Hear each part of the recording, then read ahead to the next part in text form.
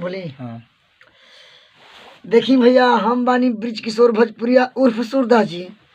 हमार शिष्य सोनू सवेरा जी दिनारा जिगना से चल के आइल बानी भोजपुर में। हमनी के रियाज के करे के माध्यम से बैठल बन जा, रियाज कर तनी जा।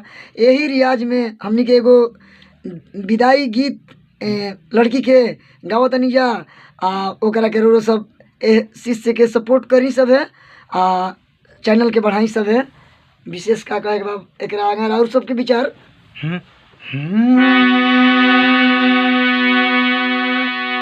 लड़का के बाबूजी गड़िया मांगे, सिकड़िया मांगे गे बहिनी। सुनी सुनी दहेजवो के नामवा करे जवो फट गे बहिनी। सुनी सुनी दहेजवो के नामवा करे जवो फट गे बहिनी।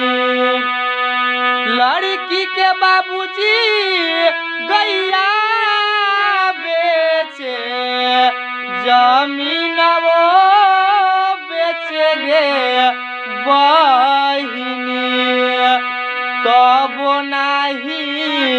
तब नाही दहेजवो जे पूरले करे जवो फट गे बहिनी।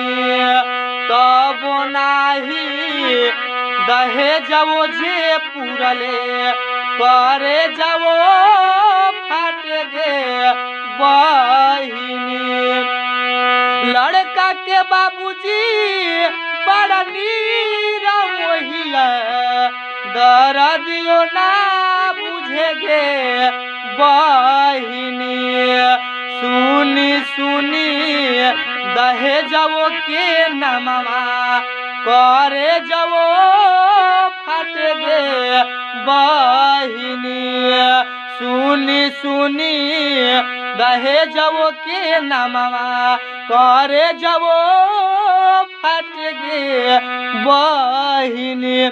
देखिए भैया, हमारा गाना अच्छा लगी तो हमारा दिल से लाइक करी, सब्सक्राइब करी, कमेंट करके बताइए गाना कैसा लगल भैया।